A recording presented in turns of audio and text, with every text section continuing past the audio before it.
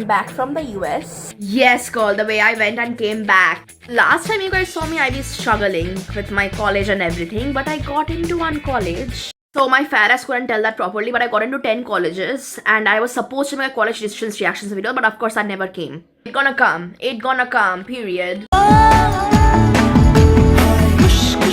I'll be going to Knox. Hello.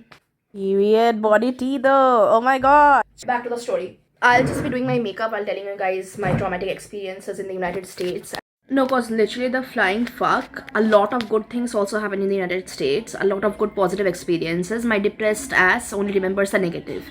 I am Jeena Mukherjee. I belong from a big city, which is called Kolkata, in the state of West Bengal, in the country of India. And I decided to go to the United States for college. I had started preparing for this since 9th grade, and I took one gap year because my father was like, oh no, all these colleges are all fake. You're all making this up. How can you, like score so much scholarship? It must all be fucking fake. But then he realized after going to the United States Educational Center in my city that, oh, my daughter actually can do some things. She's not that dumb. Then I took a gap year. Then I got into colleges again, this time 10.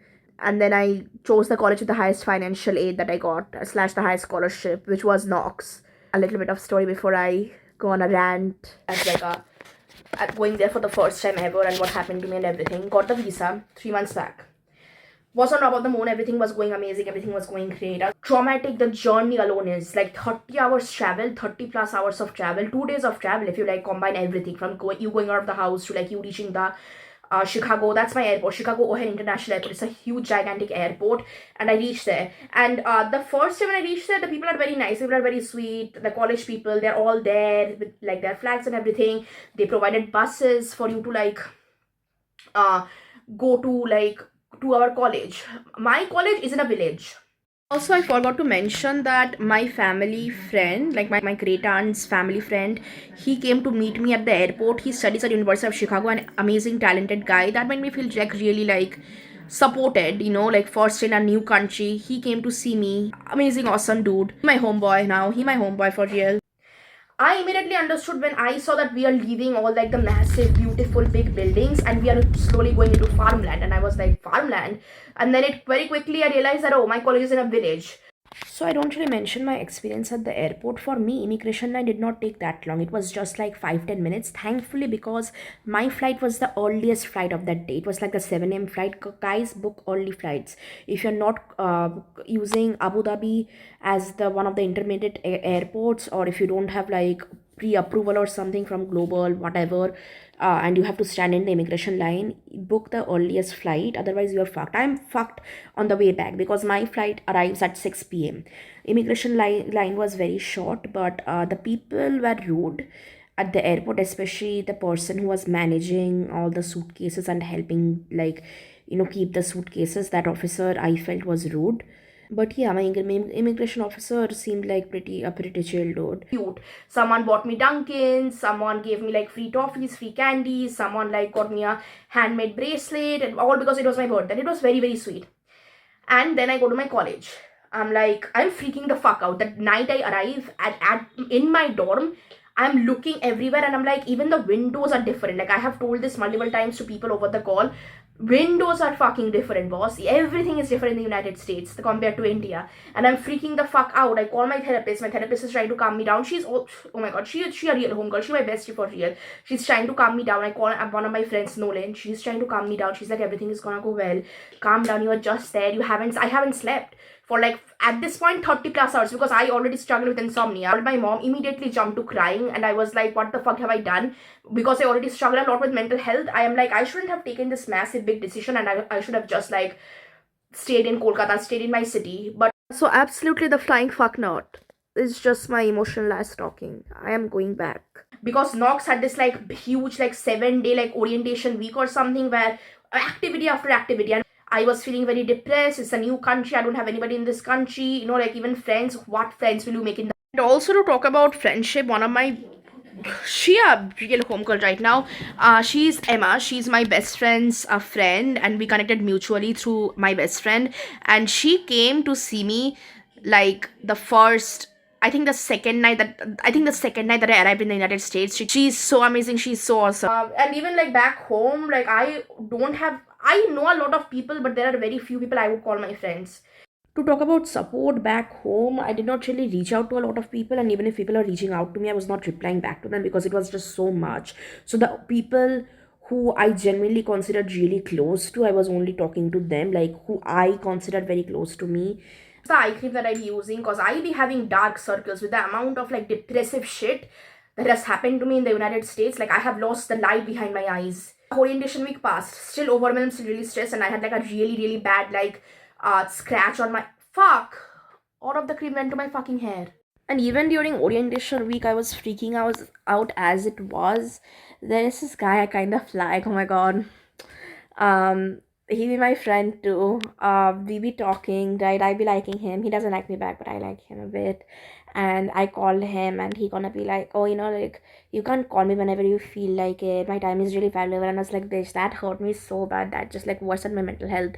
And that was all in the first week of me being in another country. Forget about support. It like bullshit in return. The fuck. And at that time I had a really bad scratch, like a really bad cut on my leg, which made it very difficult for me to walk. But yeah, so I don't think I'll be including pictures of orientation week because I am not friends with none of the people anymore, and they bullied me. Either they bullied me and we are not friends because of that reason, they turned out to be really fake fucks, or I was too much for one particular girl. So I'm not including any pictures of any of the bitches that I clicked with in the orientation week. But I did get to go to Walmart for the first time ever, and I was like, that's such a good experience. That all happened in the orientation week. We all got our US phone number. We all got, like our submit like our blood reports, like and like vaccination certificates and everything. We got our like US bank account opened and everything. So yeah, that orientation week was busy, girl. And with me being stressed and tired, so the orientation week was really bad. Like yeah, I was talking to people, I was socializing, and everything was going well, but it was not that great. I meet a girl, she's white. I meet a white American girl from my orientation group. So I'll give you the guys' tea in a bit. Hi, so the tea is basically I got bullied really badly. I got cornered by these four girls on my floor. I was gonna talk a lot about that, but I decided this channel is about positivity and about me feeling good. Talking about this bullying experience is just gonna make me feel worse. It happened, and because of that, I had to switch floors. I went and tried to talk to the Associate Dean of Campus Life. He did approve my building change though. So that's in short. I lost my friends. Not because of my mistake per se or I did anything wrong, but because there are a lot of, they were cunts from to begin with. The more you get to know a person, the more you get to know about their flaws as well. But I lost my friend. One of the friends I lost, that really bothered me. One friend I lost, which is that white American girl, that really bothered me and that really crushed me because I really fucked with that girl. And I never thought that she would be fake like that. She was like, oh, Gina, this is a lot. The things that you are going through is also affecting me. Makes sense. I went a lot. I realized that like whenever something bad will happen to me, I will like, my friend will ask me, what's up? What, like, why are you sad? I will straight up tell it to them. Yeah, bitch. And I also realized I should not do that because you never fucking know. Like, knowing her personality and everything, like, she would never be like, oh my god, bitch, like, you're an Indian immigrant woman from India. Like, you are too much. Like, oh my god, like, you come with a lot of baggage and trauma. Like, get off me. Like, I should have understood that from the get-go. Because she's hyper privileged. No matter how much anyone can try to convince me otherwise, and a white woman in the United States, American woman in the United States, and an Indian woman on a visa, there is like heaven hell difference between privileges among these particular groups. Yeah, so I realized that no one owes me their time and friendship to be there by my side, but I also don't owe anybody changing my own self to fit in with their privileged standards. Going up with my life. So she's gonna text me and be like, oh, I need some space, and then let's meet in the cafe tomorrow. I meet in the cafe with her, and I'm like, oh my god, yeah, let's have some boundaries going forward. Because Americans love their personal space. You realize that really quickly. They are not collectivistic, so bonding. Oh my god, let's be friends, let's hang out. Oh my god, community based. Community is, you don't really find that easily in the United States. It's really difficult to build community and find community because people are all about their own shit in America. And then after that, she like left the cafe, and I was like, oh my god, yeah, of course, you're Kirsten. I'll give you all the space. Take your time. We'll still be friends, right? Yeah, I love you, Jean. I love you so much. Of course, we are friends. Oh my god. Then she's gonna leave the cafe and be like, I don't want to be friends with you anymore. And my best friend, when I was telling it to her, she was so mad. She was like, bitch, I would have like, She was mad, and I was like, I am supposed to be mad as well because why the fuck you playing me? Like, why the fuck you wasting both our fucking time? For what? Like, you are shy, you are timid, like, god fucking damn. Like, good luck surviving the real fucking world. Like, I have no empathy for you being fucking fake. I have no empathy for that. I'm extremely understanding. I'm not even gonna lie. I'm over understanding. I should not be this understanding, especially in relationships. I should not be this understanding, but I am a person like that. And then you're gonna be fake to me? Fuck yourself.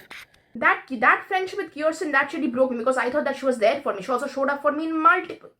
She went like. This is also another tease that she also saved me from getting raped.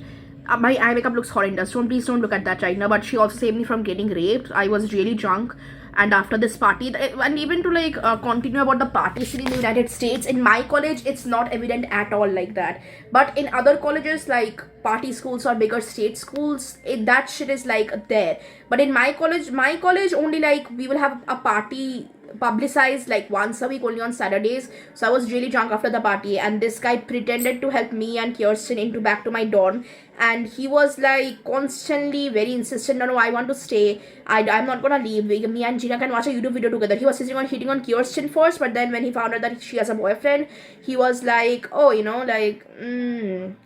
he was hitting on me. And when I was really drunk and I was trying to click like a Polaroid picture with this guy like this, right? And he was like touching on my waist, like stroking it and shit like that, and I was so drunk I did not even have the energy to move. And then Kirsten was like, girl, no, I think you guys should leave. So she was also there for me through, even in that situation. Like, she made those guys leave, otherwise I was so drunk I was not in my right sense. So she also saved me from getting raped. Girl, I be depressed over this friendship ending, but anyway, we gonna survive, period.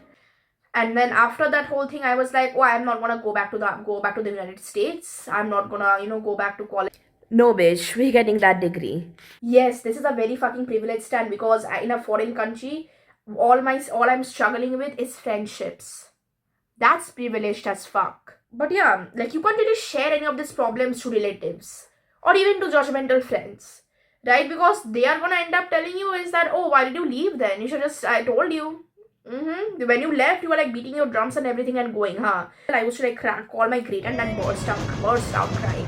I'll be like, oh my god, look, like, oh my god, like, I don't like it here. Not one single day in America have I called my family happy, or they have seen me with a smile, or they have seen me joking, or they have seen me just in a positive state of mind. It's always like I'm depressed, I'm sad. Even when I had that friend group, even when I had Kirsten, right, I was still like, somewhere or the other, I was like, sad. I wouldn't say it's abnormal. I would not say, is it an experience I would want for any of you guys going abroad? No. But am I gonna say that it's an abnormal experience? Also no. I've like, going from anywhere to another country is a huge fucking adjustment, and doing it all on your own with no help, no whatsoever. Which, yeah, a lot of people do that. Every year thousands of international students do that, no doubt about that. Don't use Swiss Beauty's blush without very appropriate, proper care. This shit is pigmented as fuck. The way my makeup slaps. Yo. Degree should come first. Like, it's high time I should start prioritizing myself. Like, till how long should I just like, like run after people? Tell people to do this, do this for me, do that for me. One of my very close friends, Nolan, she always keeps on telling me that you should not beg for love. First, and second, you cannot make anybody love you. If someone doesn't, and honestly, like, if you are making somebody do it, there is actually no meaning to that action anymore, and it loses all the value. And it's exhausting for you. Hey, text me, please call me, please meet. Why do I have to beg, bro? Bitch. This Wangles which have been like viral all over, I got my hands on it, of course. I'm gonna wear it. So sorry, now talking about the real college experience. How would a day in my life look like in college in the United States? It would be like classes. I would go to classes from like around 8, 9, 20 p.m. to around 3:40. Yes, I know, bitch.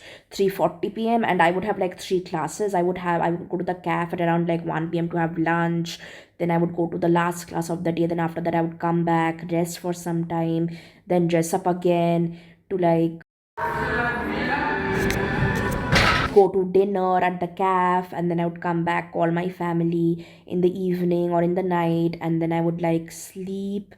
I would sleep really late because either I would be scrolling reels, or I'd be talking to like a friend online, or I'd be like crying or something, or I'd be calling my great aunt. So that's how like a day in my life used to look like. There would be like fun events here. I tried to attend club events. I went to the I like club meetings also. I was not hyper regular, but I did go just to explore and see what the club is about. But it would be really fun, and they would have like these parties every Saturday. I would like dress up and shit. Sometimes I would dress up anyway to go and explore downtown with my ex homegirl Kirsten. We would explore downtown Galesburg Not too and shabby. shit like that. It was really cute. Like I had lots of fun moments. I wouldn't lie. In my first term, it was like it went downhill really bad and really fast in the last 2 weeks. But before that, it was fun. I was dressing up. Dressing up was the most fun part. Like I was dressing up and stuff. I met this guy. I used to like hang out with him in his Say car. hi. He was very creepy. Yeah, bitch, he was creepy as fuck. And he was like, he got like, one day he was like, oh, we're gonna go on a drive. I was like, yes, I'm depressed. And he would like come in my room and shit. And bitch, like, why the fuck you touching me? Why the flying fuck you touching me? Like, why the fuck am I doing in America getting molested by a white man? Like, the audacity. And it's like, he's trying to like stroke my shoulder and like touch my, get away. First of all, get away. And that's like my sacred Indian space. My room is my sacred Indian Bengali space. Bitch, the fuck? A white man who tried to molest me, he came in. And I was like, oh, this is my room. I was meaning to show him from outside. Like, oh, I needed to grab some money because we plan to go to this restaurant. I was like, oh, let me grab some money. I get inside. He gets in the room. He locks the fucking door. Who the fuck is you? He locks the fucking door. Can you imagine the audacity? I'm not sleeping with you. Get away from me. Creeping me the fuck out. He Jeffrey Dahmer, but the uglier version. I also got like almost raped by this another Indian dude. Like, and it was like the same night before my flight, right? So the same night my friend Emma came over for a sleepover, and I was hanging out with this guy. He was like not letting me out of his car. And he was like, oh, do you want a hug? And I was hugging him, and then he was like literally like trying to like rape me. It was bad. Bitch, it was bad. Like I cannot imagine I managed to get my ass in such dangerous situations all the fucking time. Like I can't. But Emma came over to hang out with me for a sleepover before before my flight to India. I went to Chicago because I had to go to my home, right? I went to Chicago with my friend Kaya, and I was supposed to stay at a place, but that did not work out. So I ended up staying in a hotel, which I loved even more. It was one of those like American motels that you see in horror video games and like even like movies and TV shows. And I'm like, wow, I have seen this in movies and in like films and everything. So I stay in a motel, and on that night before my flight, the night before my flight, me and Kaya we go and explore Chicago. Such a beautiful place. Like I cannot even begin. It's so gorgeous. It's so beautiful. Big buildings, like very similar vibes to that of Calcutta, which is my hometown, my city. But only the exception is that there are bigger buildings and you see people of different, like diverse ethnicities, diverse nationalities, and it's a really beautiful place. Like honestly. Hey guys. Hi. Oh my God, I'm in Chicago. Period. So y'all, we were just sitting talking, watching the ice game. We about to go. We wanna go, yeah, period. We finna turn up though. We want to turn up, y'all. Turn it. It's cold as fuck out here. And my friend out here looking sexy. Look. Show me looking sexy, girl. I have like this golden bangles and like this one I really like because it makes like that sound. I'm gonna pair this two together, and I'm also gonna pair it with this, which is from Misho. This does not make no sound, so I don't really like this, but I think I'm gonna build it into a stack. My mehendi is drying out, but I'm a genius. Look at this. This is so pretty. So I be out there in the end of the video looking sexy, but I don't know how to end this video. Like that's it, girl. Like that's it. That really be it. Like I had happy moments and sad moments. I can go very much in depth and show like 10,000 of pictures and videos that I have maybe in another video. But yeah, ciao. I miss him, yo. I miss him. I need to go. I need to go and cry. Bye, guys. Love you.